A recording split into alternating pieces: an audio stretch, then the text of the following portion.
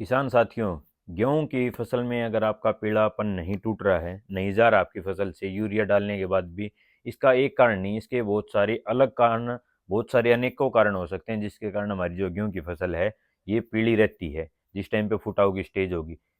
तो हम बात करेंगे तो आज की सबसे पहले कि क्या क्या रीजन है, क्या क्या कारण है हमारे पास जिसके कारण हमारी जो गेहूं की फसल है इसमें पीलापन आता है। तो इसके बहुत सारे कारण हैं, जैसे हम डिस्कस करेंगे आज। कोई भी पोषक तत्व की कमी, कोई कीट पतंग का अटैक हो गया हमारी फसल में, कोई बीमारी आ गई हो, या इसके साथ साथ में पानी ज़्यादा लग गया हो या फिर पानी की कमी होगी होगी, पाला भी लग सकता है फसल को आने वाले दिनों में। और इसके साथ साथ और भी जो हमारी जो समस्याएं होगी, जैसे लिक्विडिफाइड फर्टिलाइज़र हम डालते हैं, स्प्रे करते हैं, उसकी डोज ज़्यादा लगी हो, और भी तमाम बहुत सारे कारण हैं जिसके कारण जो हमारी गेहूँ का फसल का जो रंग है ये हमारा पीलापन दिखाई देता हमें। तो आज इन सभी बातों को हम डिस्कस करेंगे और इसका एक इलाज बताएंगे। अलग अलग जो बीमारी होगी, अलग अलग जो कारण होगा हमारा पीलापन का, इनका सबका हम आपको साथ है हम आपको बताएंगे कि क्या क्या कारण है जिसके कारण हमारी जो गेहूँ की फसल है ये पीली होगी। वीडियो को लास्ट तक देखें और अपने किसान दोस्तों के साथ भी आप इस वीडियो को ज़्यादा से ज़्यादा साझा करें। चलिए शुरू करते हैं इस वीडियो को। नमस्कार किसान दोस्तों, मैं जय खरब स्वागत करता हूँ हमारे यूट्यूब चैनल कृषि जगत इंडिया में। पोषक तत्वों की कमी में जैसे नाइट्रोजन की कमी सबसे पहले, सल्फर की कमी, जिंक की कमी, आयरन की कमी, पोटास, ये जितने भी तत्व हैं अगर इनकी कमी होगी, या तो पुरानी जो नीचे वाली भाग वाली जो पत्ती होंगी गेहूं की वो पीली पड़ जाएंगी, या फिर ऊपर वाली पड़ेंगी, जो नई जो पत्तियां बन रही है हमारे फुटाव के समय जो सबसे ऊपर होगी वो पीली पड़ जाएंगी। सबसे पहले बात करेंगे हम नाइट्रोजन की।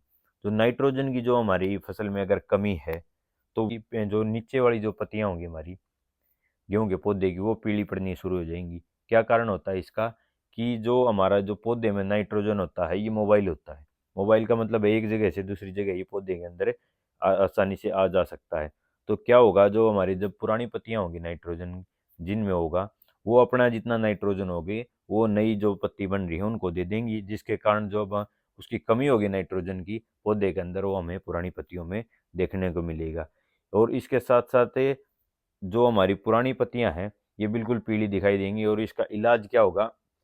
हमें हमारे खेत में यूरिया डालना है, और यूरिया के साथ साथ हमें हमारे खेत में मैग्नीशियम का भी इस्तेमाल करना पड़ेगा। क्यों? क्योंकि जो ये क्लोरोसिस होता है, क्लोरोसिस का मतलब होता है कि हरा रंग है जो पौधे में क्लोरोफिल के कारण, वो क्लोरोफिल ही कम हो गया, बनना कम हो गया नाइट्रोजन की कमी से। तो हम साथ में मैग्नीशियम देंगे, तो मैग्नीशियम प्लस यूरिया अगर हम देंगे तो हमारी जो ये जो हरा रंग है ये फसल में हमारा दोबारा आ जाएगा, और विकास काफ़ी अच्छी तरीके से करेगा हमारा पौधा। और इसके साथ साथ में अगर हम सल्फर की बात करें, अगर आपके पौधे में अगर सल्फर की कमी होगी, वो हमें जो नई पत्तियां होंगी उसमें देखने को मिलेगा। इसका क्या कारण है? जिस तरह नाइट्रोजन हमारे जो पौधे में एक जगह से दूसरी जगह जा सकता था, सल्फर इस तरह ये नहीं जा सकता, जिसके कारण क्या होगा, जो हमारी पुरानी पत्तियां हैं वो तो बिल्कुल स्वस्थ दिखाई देंगी, हरी भरी दिखाई देंगी, और जो नई वाली पत्तियां हैं वहाँ पर हमारी जो सल्फर की जो कमी है वो हमें देखने को मिलेगी, जो नई पत्तियां हैं। तो इसका इलाज किस तरह होगा? सल्फर की अगर कमी अगर आपको देखने दूर करनी है तो उसके लिए आपने अपने खेतों में सल्फर 80% WDG स्प्रे करना पड़ेगा, या फिर आपको सल्फर बेंटोनाइट 90% सल्फर है जिसमें, वो 7 से 8 kg पर एकड़ में आपको इस्तेमाल करना पड़ेगा। तो आपकी जो फसल है इसमें दोबारा फिर हरापन आ जाएगा। और इसके साथ साथ में अगर हम बात करें तो जिंक, अगर जिंक की अगर आपकी फसल में अगर कमी हो गई तो जो नई पत्तियां हैं वो पीली पड़ जाएंगी, और पत्तियों की नस जो होती है वो बिल्कुल हरी दिखाई देंगी। और इसके साथ साथ जो बीच का जो हमारा पोर्शन होगा वो हमें बिल्कुल पीला दिखाई देगा। तो इसके अगर जिंक की कमी है आपके खेतों में तो इसका इलाज क्या है, हमें ठीक कैसे होगा हमारी फसल? तो इसके लिए हमें जिंक सल्फेट लेना होगा, जो कि 21% आता है, और एक 33% आता है। अगर 33% वाला अगर आप ले रहे हो तो 5 kg ही आपको इस्तेमाल करना है यूरिया के साथ। और अगर आप चिलेटेड जिंक ले रहे हो 12% EDTA फॉर्मुलेशन वाला, तो आपको ये स्प्रे करना पड़ेगा। जिंक की हम कमी इसके द्वारा पूरी कर सकते हैं हमारी फसल में। और इसके साथ साथ अगर हम और बात करें तो आयरन, जो हमारी आयरन की जो कमी होगी वो हमें नई पत्तियों में देखने को मिलेगी, जिसके कारण हमारी जो पत्तियां हैं वो पीले रंग की हो जाती हैं या फिर लाइट ग्रीन कलर की हल्की हल्की होने लगती हैं। और जो पुरानी पत्तियां होगी वो बिल्कुल सेम टू सेम, बिल्कुल जैसे स्वस्थ पत्ती होती है ना, गाढ़े हरे रंग की, वैसे दिखाई देंगी। और जो हमारा जो जिंक, अगर इसकी आयरन की अगर हमारे खेत में कमी हो रही है तो जो हमारी फसल है वो छोटी दिखाई देगी, बोनी दिखाई देगी। और इसके साथ साथ जो हमारा पौधे का जो तना होगा वो बिल्कुल ही कमजोर पतला दिखाई देगा। और इसमें भी क्या होगा, आयरन की में भी क्या होता है, इंटरवेनल क्लोरोसिस होता है। इंटरवेनल का मतलब वही है, नसें हरी दिखाई देंगी और बीच में से हमारी फसल का जो पत्ता है वो हमें पीला दिखाई देगा। और ये ज़्यादातर हमें देखने को मिलता है जब हमारा एल्कलाइन सॉइल होती है, जो मिट्टी का जो पीएच मान है वो 7.5 से 8.2 के बीच में, तो हमारे खेत में आयरन की भी कमी हो सकती है। तो इसके इस तरीके से हम देखेंगे और हमारे खेत में हम हमारे जो यूरिया के साथ हमें आयरन देना है और हमारी ये फसल में पीलापन है ये भी दूर हो जाएगा। ये, और इसके साथ साथ में एक और है, एक पोटेशियम रह गया हमारा। पोटेशियम क्या काम करेगा, पोटेशियम हमारे जो वाटर की रेगुलेशंस होगी, डिजीज रेजिस्टेंस हो गया, और भी जो तमाम चीज़ें होंगी ये हमारा पोटेशियम करता है। अगर पोटेशियम की कमी होगी तो हमारे जो पुराने पत्ते होंगे वो लाल पीले और किनारी से जड़े जड़े दिखाई देंगे। और ये इसकी अगर कमी है हमारे खेत में, हमारी फसल में, तो हमें क्या करना पड़ेगा, 0050 एनपीके का हमें स्प्रे करना पड़ेगा। और ये नहीं कर रहे हो तो 19 प्लस में 100 ग्राम चिलेटेड जिंक आप इस्तेमाल कर सकते हो, जो कि 12% में आता है। इसके कारण जो पोटास होगी इसकी भी कमी दूर हो जाएगी, जिंक की भी दूर हो जाएगी। ये तो सबसे पहली जो हमारी बात थी कि कोई भी पोषक तत्व है उसकी कमी हमारे खेत में है। खेत में इस प्रकार जो हमारे पोषक तत्वों की कमी की जो बात हमने कर ली, दूसरी बात हम करेंगे कि कीट पतंग से हमारी जो फसल है उसका भी पीला रंग हो सकता है, क्योंकि वो उसको नुकसान कम पहुंचा देगा पौधे को, जिसका कारण वो हमारी पीली दिखने लग जाएंगी, काट देगा।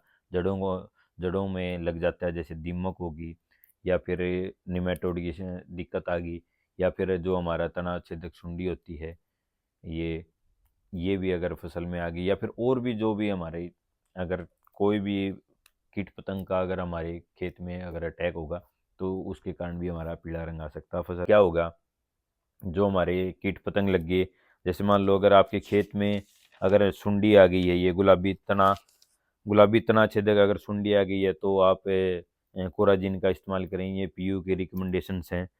50 ml कोराजिन 18.5 ईसी वाली, जो जीएससी वाली, और पर एकड़ में स्प्रे करें पानी लगाने के बाद। या फिर आप क्विनल फोस 800 ml को आपको इस्तेमाल करना 100 लीटर पानी में और स्प्रे कर दें, जिसके कारण हमारा जो ये हो गया तना छेदक जो सुंडी होगी ये हमारी नहीं आएंगी या फिर मर जाएगी, हमारा पौधा को ज़्यादा नुकसान नहीं करेगी।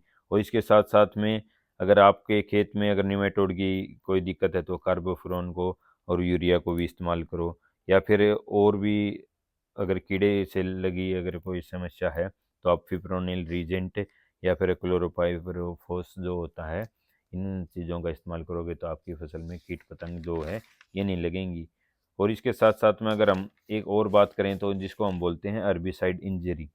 अरबीसाइड इंजरी क्या आती है, जैसे मान लो कई बार जो हमारी जो डोज होती है खरपतवार नाशक की, जो डोज होती है उससे ज़्यादा अगर हमारे खेत में हमने लगा दी, डोज से अगर ज़्यादा लगी तो उसका जो नेगेटिव इम्पैक्ट है वो हमारी फसल पर देखने को मिलेगा, जिसके कारण उसका रंग पीला हो जाएगा।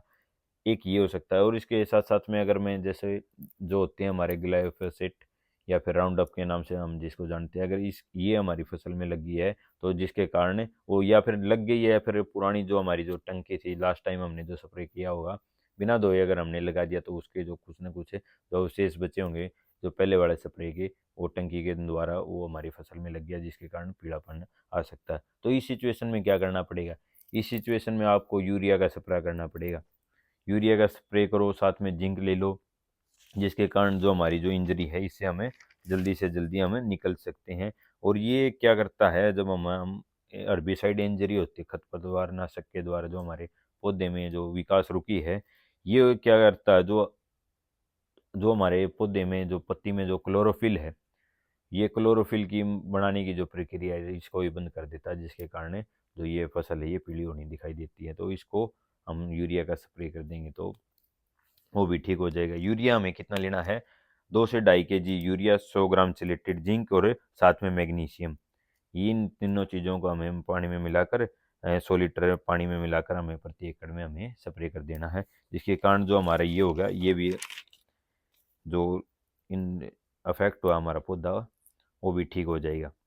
इसके साथ साथ में हमें अगर बात करें तो एक एक्सेसिव मॉइस्चर की, अगर आपके खेत में लगातार अगर ज़्यादा दिन से पानी भरा है या नमी लगातार टूट ही नहीं रही आपके खेत में से, लगातार नमी बनी रहती है, जिसके कारण भी हमारी जो फसल है इसमें पीला रंग हमें दिखाई देगा। इसका इलाज क्या करना है, आपको अपने खेत में यूरिया के साथ आपने अपनी फसल में सल्फर का इस्तेमाल करना है। वेटेबल सल्फर होता है जो सा, उसको हम छिड़क देंगे, जिसके कारण जो हमारे पौधे का जो विकास रुका होगा या पानी की जो सेध होगी, जिसके कारण जो फसल थी वो ठसक गई, प्रॉपर ग्रोथ डेवलपमेंट नहीं ले रही, विकास नहीं ले रही थी, वो पूरा दोबारा करने लगेगी।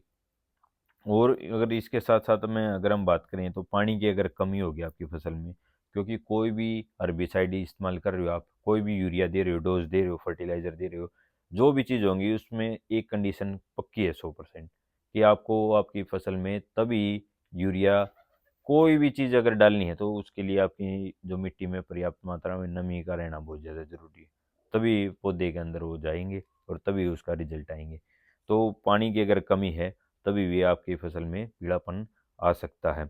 और एक और अगर हम बात करें लिक्विड फर्टिलाइजर्स, क्या है, अगर डोज ज़्यादा दे दी, जैसे मान लो मैक्सिमम 4% हम यूज करते हैं जितना पानी ले रहे हैं यूरिया को, तो आपने 6-7 किलो अगर यूरिया लगा दिया तो जिसके कारण जो फसल है वो जल जाएगी, इंजरी हो जाएगी। तो ये फ्रीज इंजरी होती है। फ्रीज इंजरी क्या होती है, हमारी जो फसल है उसमें पाला के कारण जो हमारी फसल है, अगर आपकी मिट्टी में पर्याप्त मात्रा नहीं है तो आपकी फसल में पाला लगने के चांसेस बहुत ज़्यादा रहते हैं। तो इस सिचुएशन में क्या होगा, तो पाला से बचाने के लिए आप अपनी फसल को थोड़े थोड़ी नमी के अंदर जरूर रखें।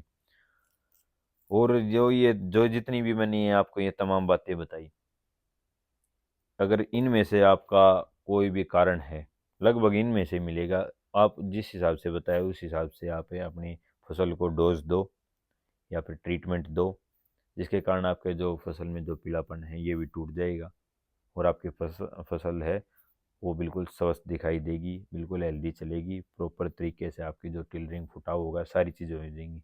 अगर फुटाव अगर आपको करवाना है तो आपके मैक्सिमम 55 दिन तक आपका फुटाव हो जाता है। फुटाव पूरा होने के बाद जो हमारी फसल है ये स्टेम इलोंगेशन स्टेज पर चलती है। स्टेम इलोंगेशन का मतलब होगा कि जो तना की जो वृद्धि है उसमें चली जाएगी। तो आपको जितनी भी डोज होगी यूरिया की वो आपको 45-50 दिन से पहले ही देनी है, और 2 पानी इतने हमारी फसल में लग जाएंगे और साथ में ही पूरी डोज देंगे तो फुटाव भी अच्छा ही होगा। अगर फुटाव अगर कम हुआ आपकी फसल में और आपने डोज पूरी दे रखी है तो वो जो हमारी जो पौधा है ये हाइट पे ज़्यादा उसको जो हमने न्यूट्रिशन फर्टिलाइज़र दिया है उस पर ज़्यादा लेगा, यानी कि उसकी हाइट लगातार ज़्यादा बढ़ने लग जाएगी। तो मैंने एक वीडियो और बना रखी है, आप उस वीडियो को देख लेना, जिसके कारण जो आपकी हाइट है पौधे की ये बिल्कुल ऐसे ही रुक देगी और पत्ती का साइज चौड़ा हो जाएगा और आपकी फसल गिरेगी नहीं। आपको जब कई बार हमारी फसल गिर जाती है तो 30% तक हम हमारी जो यील्ड है, जो हमारी पैदावार है, उसको हम कम कर देते हैं। तो आप इनको फुटाव पूरा हो गया तो अब आपको मेन जो काम होगा ये होगा कि हमें हमारी फसल को ज़्यादा नहीं बढ़ने देना। अगर वो ज़्यादा बढ़ेगी तो आगे वो गिरेगी, जिससे आपका नुकसान हो जाएगा। आप एक वीडियो है ये मेरी प्लांट ग्रोथ रेगुलेटर वाली, आप उसको देख लेना और आपकी फसल गिरने से भी बच जाएगी। उम्मीद है कि दी हुई जानकारी आपको अच्छी लगी होगी। तमाम खेतीबाड़ी से जुड़ी जानकारी के लिए हमारे चैनल को सब्सक्राइब करें और इस वीडियो को ज़्यादा से ज़्यादा अपने किसान दोस्तों के साथ शेयर करें, और आप भी अपने जो राय है वो कमेंट बॉक्स में ज़रूर दें कि आपको ये वीडियो कैसी लगी। धन्यवाद दोस्तों। जय जवान, जय किसान, जय विज्ञान।